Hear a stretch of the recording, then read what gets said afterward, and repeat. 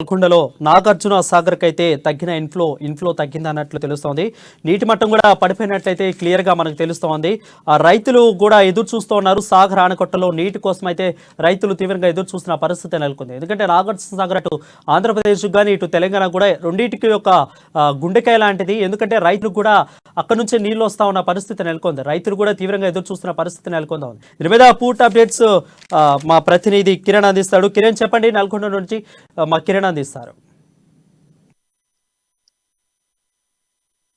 వరుణ్, ఏదైతే ఆంధ్రలో అన్నపూర్ణగా పేరుగాంచినటువంటి నాగార్జున సాగర్ లో ప్రస్తుతం నీటి మట్టం డెడ్ స్టోరేజ్ కి చేరుకుంది.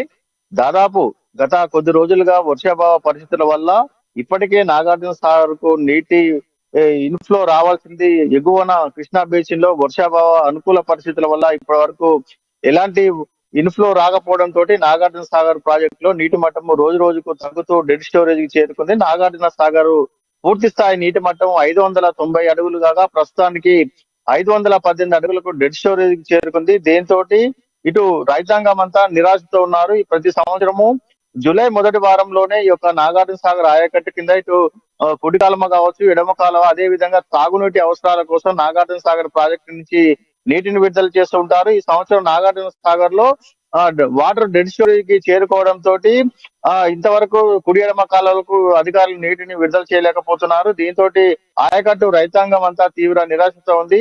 ఎగువ ప్రాంతాల నుంచి కురిసినట్లయితేనే ఇటు జూరాల కావచ్చు, నారాయణపూర్, అల్మట్టి ఈ డ్యాములన్నీ కూడా ఇప్పుడు ప్రస్తుతానికైతే వర్షాభావ అనుకూల పరిస్థితుల వల్ల అన్ని కూడా నీటి లేక విలువలాడుతున్నాయి. దీంతో అక్కడ ఎగువ ప్రాంతాల నుంచి ఇన్ఫ్లో రాకపోవడం తోటి నాగార్జున సాగర్ లో డ్యామ్ లో కూడా నీరైతే రోజు రోజుకు తగ్గుకుంటూ డెడ్ స్టోరేజ్ వచ్చింది. దీంతో ఇటు కేవలం సాగర్ అధికారులు తాగునీటి అవసరాల కోసమే కొంతమేర నీటిని విడుదల చేస్తున్నప్పటికీ పూర్తి స్థాయిలో నిన్న తర్వాతే ఆయకట్టుకు విడుదల చేసే అవకాశాలు ఉన్నాయి.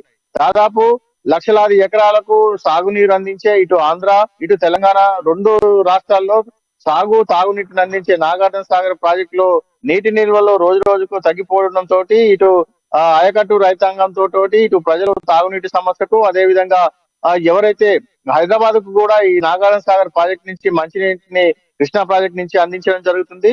రానున్న రోజుల్లో కనుక ఇదే పరిస్థితి నెలకొన్నట్టయితే కుడి ఎడమ కాలువలకు నీటిని బంద్ చేసే అవకాశాలు కూడా కనిపిస్తున్నాయి. సాధ్యమైనంత త్వరలో ఎగువ ప్రాంతాల కృష్ణా బేసిన్ లో, అదే విధంగా ఎగువ మహారాష్ట్ర, అదే విధంగా కర్ణాటకలో గనక భారీ వర్షాలు కురిసినట్లయితే నాగార్జున సాగర్ కు భారీ ఎత్తున ఇన్ఫ్లో వచ్చే అవకాశాలు ఉన్నాయి. ఇప్పటికే నాగార్జున సాగర్ ప్రతి సంవత్సరం గత 3 సంవత్సరాల నుండి కూడా ఈ సంవత్సరం ఈ తేదీ నాటికి నాగార్జున సాగర్ లో పూర్తి స్థాయి నీటి మట్టం ఉండి కుడి కాలువలకు, కుడి ఎడమ కాలువలతో పాటు సాగునీటికి కూడా సాగునీటికి ఇప్పటికే అధికారులు నీటిని విడుదల చేసేయారు. ఈ సంవత్సరం దానికి ప్రతికూల వాతావరణం ఉండడంతో అధికారులు మాత్రం ఇప్పటికి వరకు ఎలాంటి నిర్ణయం తీసుకోలేకపోవడం, అదే విధంగా ఎగువ ప్రాంతాల్లో వర్షాలు కురవకపోవడం తోటి నాగార్జున సాగర్ అయితే నీటి తగ్గి ఇటు ప్రజలకు అటు రైతాంగానికైతే తీవ్ర నిరాశలో ముంచిందని చెప్పవచ్చు వరుణ్. చూసుకున్నట్లయితే ఎప్పుడు నీటి కుండలో ఉండే నాగార్జున సాగర్లో ఈసారి నీరు లేవు.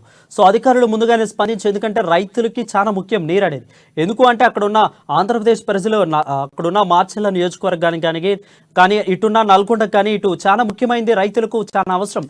సో అధికారులు ముందే స్పందించి మేము నీటిని విడుదల చేస్తామని ముందుకు వచ్చే పరిస్థితి ఏమన్నా త్వరలో కనిపిస్తుందా?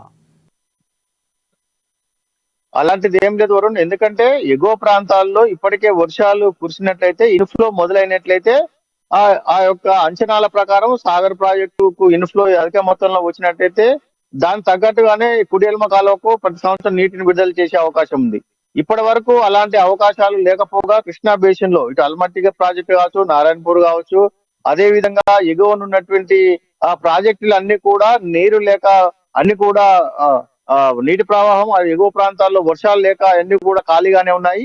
దీంతో నాగార్జున సాగర్ కూడా ఎగువ నారాయణపూర్ కావచ్చు, అల్మెట్టి, అదేవిధంగా శ్రీశైలం ప్రాజెక్టు లో పూర్తి స్థాయిలో ఆ డ్యాములు పూర్తి స్థాయిలో నిండిన తర్వాతే అట్నుంచి నాగార్జున సాగర్ కు నీటిని విడుదల చేస్తారు. ఈసారి అలాంటి అవకాశాలు లేకపోవడంతో అదే విధంగా శ్రీశైలంతో పాటు అల్మట్టి, నారాయణపూర్ డ్యాములు కూడా నీటిని లేక ఉండడంతో అక్కడి నుంచి ఇన్ఫ్లో వచ్చే అవకాశాలు లేదు. దీంతో అధికారులు ముందస్తుగా అక్కడ పడుతున్నటువంటి ఎగువ ప్రాంతాల నుంచి వచ్చే ఇన్ఫ్లో బట్టే కుడి ఎడమ కాలువతో పాటు తాగునీటి కూడా నీటిని విడుదల చేస్తారు. ఈసారి అలాంటి అవకాశాలు లేకపోవడం తోటి కుడి ఎడమ కాలువలు కూడా ఇప్పటి వరకు నీటిని విడుదల చేసే విషయంపై ఎలాంటి నిర్ణయం తీసుకోలేదు. ఎందుకంటే ఆ సాగునీటి కంటే తాగునీటి ఇబ్బందులు ఎక్కువ ఎదురవుతాయి. అదే విధంగా నల్గొండతో పాటు హైదరాబాద్ కు నాగార్జున సాగర్ డ్యామ్ నుంచే కృష్ణా నీటిని హైదరాబాద్ కూడా తరలిస్తుంటారు. కాబట్టి ముందుగా తాగునీటి అవసరాల కోసము ఉమ్మడి నల్గొండ జిల్లా వ్యాప్తంగా కాకుండా ప్రతిరోజు కృష్ణా వాటర్ ను హైదరాబాద్ తరలించే క్రమంలో ముందుగా తాగునీటి అవసరాల కోసం అయితే నీటిని విడుదల చేయడం జరుగుతుంది.